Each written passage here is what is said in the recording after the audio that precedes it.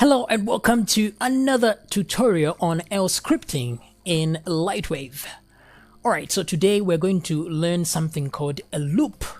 How to do multiple things with a single line of code in programming.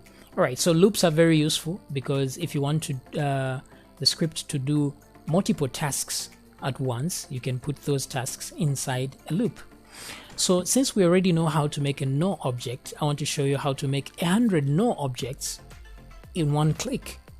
Alright, so let's go to our text editor right away and type warnings like that, and then generic, open and close brackets.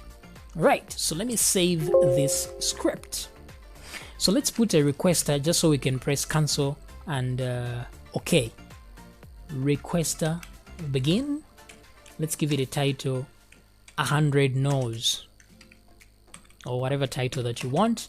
And then requester post down here. And as usual, we want to be able to cancel this in case the user cancels. So we say return if they cancel, return if exclamation mark. Like so. So this is a request that we're going to get with the OK and cancel button. So let's save this and load. Then go down here, first script, and there we are, 100 no's. Okay. So now the command to add a no is add no, like so. Capital letter there. Let's give the no a name. Let's say my no, something like that. Now the thing here is when we do this, we're going to add one no. So let's see that happen as usual. Okay, one no added. But I want to add 100 no's. So what do? I have to repeat this same line instead of typing 100 lines of this code. I don't need to do that. I can just tell layout to repeat this same line 100 times. So how do I do that? So there's a keyword called while. So there are several ways of doing a loop. There are about 3 ways, but this one I'm telling you now is the easiest. So let's get it on. So while true, like that. Okay, this is how to do a loop. So what this means is while this whatever is in the bracket here is true, we're going to put a condition in here. We're going to ask it a question. Is this true or false? Now, for as long as it's true, this is going to repeat. It will keep repeating. And then when it asks the question, is this true? And then the answer becomes false, then it's going to stop and continue running the rest of the script. Now, one bit of information before we go any further is how to tell the user that to give the user some information is by typing info, open brackets, then we're going to say finished, or let's say task complete, something like that, task complete. So info, open bracket, and you put your message there, as simple as that. So this is going to run only after this looping is complete. Now you have to be careful with this loop because if I leave it like this, it's going to run, but it will run forever because while true, I've put true in here, so this will always be true. So this will repeat forever and then my Lightwave is going to crash. So I have to put a condition that has a possibility of becoming false eventually. So in order to do that, let me create a variable called number. I want to make a number, I want to name it number. So number is equal to 100, right? Something like that. So this number is equal to 100. Why 100? Because I want this to loop 100 times. So what I need to do is to check, is this number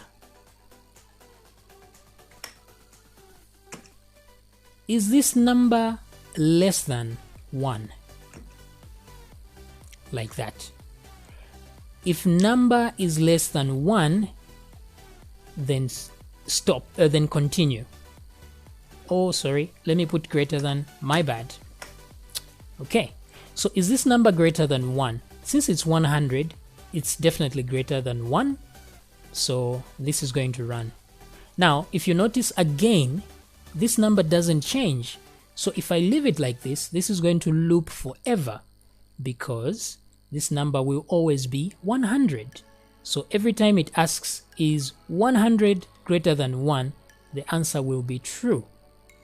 So in order to put a possibility for this to be false, we have to get this number, come down here. After we add a no, we subtract this number. So we're going to say number is equal to number minus 1.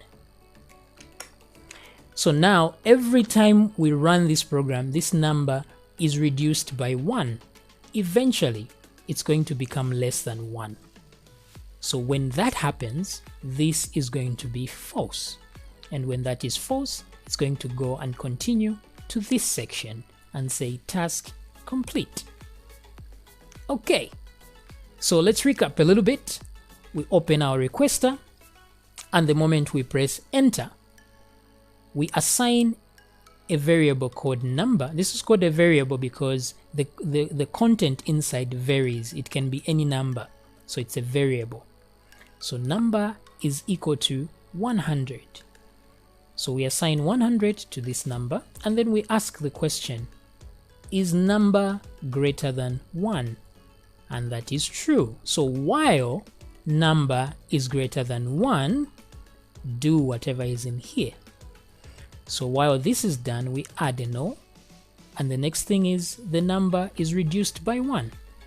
So we keep running until the number becomes less or becomes 0, at which point the number will be greater than 1. I think I made a mistake here. If number is 100, while number is greater than 1, no, everything is correct. Oh, I'm getting confused myself. So let's try and run this and make sure. You have to make sure that this is not an infinite loop, because if it is, your program is going to crash. But don't worry, even if you crash your program, you can always restart it. So it's no big deal. So let's test it. Fingers crossed. Let's see what we get. Task complete. Okay. So as you can see, if I click here, I have created 100 no objects. Isn't that awesome? Yeah. So this is the power of scripting, because you can do something like this rather quickly. Imagine trying to add 100 no's to your scene manually. That would take forever.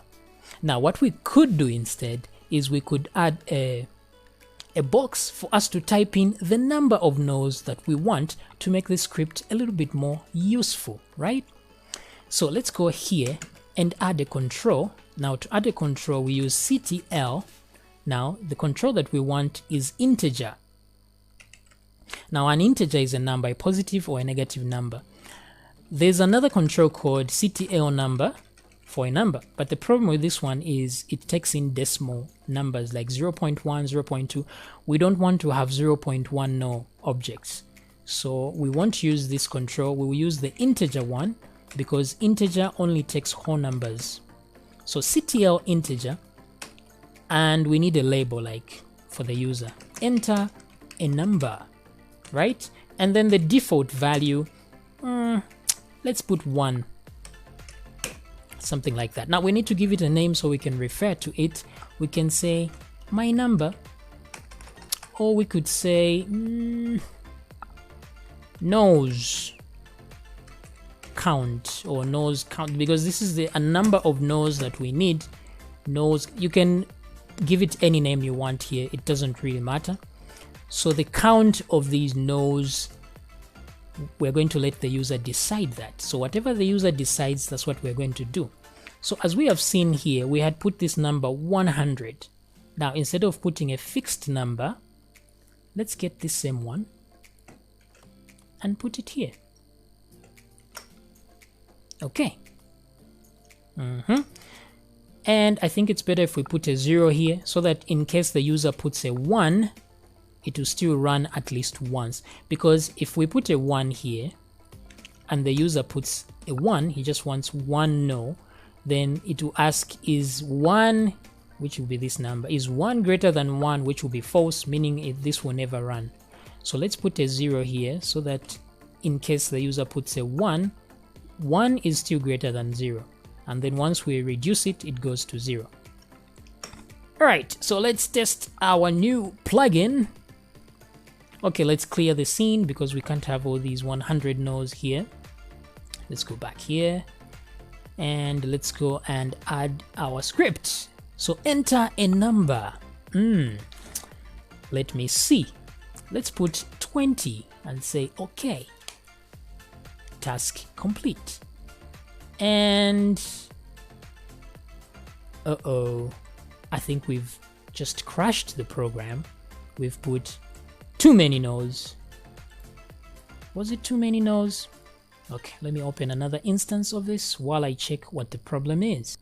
Alright, so it turns out I actually forgot to put the value here because no's count is actually the control. So I have to put dot value. Alright, so now the value of this control is equal to number. So for as long as number is greater than 0, this part will repeat. So let's give it a wheel spin. Let's give it a try and go down here. Where is my plugin? There we go. So let me put 20 again. Task complete. And we have 20 no objects right there. Right, so see how easy it is. So let's try, for the heck of it, let's put 200 no's. Task complete. Look at that. Awesome. Alright, so I hope you learned one more thing with this exercise. Just go through the text and see what you can tweak, what you can change a little bit here and there to see different results. Alright, so I will see you in another tutorial very, very soon.